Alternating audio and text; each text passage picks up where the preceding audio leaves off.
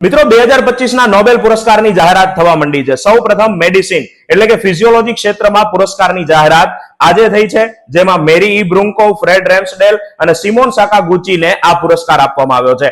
Simon સાકાગુચી જાપાનના છે અને મેરી ઈ બ્રુન્કો અને ફ્રેડ રેમ્સડેલે પોતાનું સંશોધન કાર્ય અમેરિકાની અંદર કર્યું છે। તો તેઓએ મેડિસિન ક્ષેત્રમાં એક ખૂબ જ મહત્વપૂર્ણ શોધ આપણા રોગ પ્રતિકારક શક્તિ ઉપર કરી છે। આપણા રોગ પ્રતિકારક શક્તિની અંદર પેરિફેરલ ઇમ્યુન ટોલરન્સ હોય છે, એટલે કે ખાસ કરીને સરળ ભાષામાં કહું તો આપણા શરીરમાં રહેલી રોગ પ્રતિકારક શક્તિના નિયંત્રણ ઉપર શોધ કરી છે।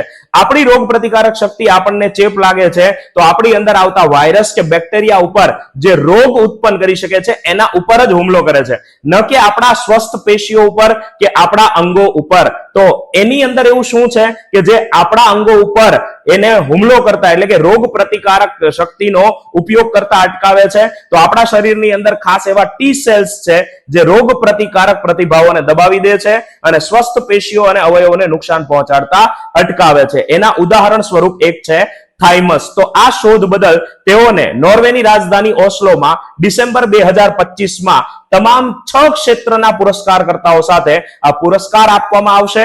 આવતીકાલે ફિઝિક્સના પણ પુરસ્કારની જાહેરાત થશે, કઈ શોધમાં મળ્યો છે આપણે એના ઉપર પણ વાત કરીશું। એના બાદ કેમેસ્ટ્રી, લિટરેચર એટલે કે સાહિત્ય, પીસ એટલે કે શાંતિ અને અર્થશાસ્ત્ર, ઇકોનોમિક સાયન્સ એમ કુલ 6 ક્ષેત્રમાં આપવામાં આવે છે। તો 6 થી 13 ઓક્ટોબરમાં આ 6 વિશે આપણને માહિતી મળી જશે અને રોજ આપણે એના વિશે તમને માહિતી આપશું અને માહિતી તમને મળશે મારા Instagram platform FV Sir Current ઉપર।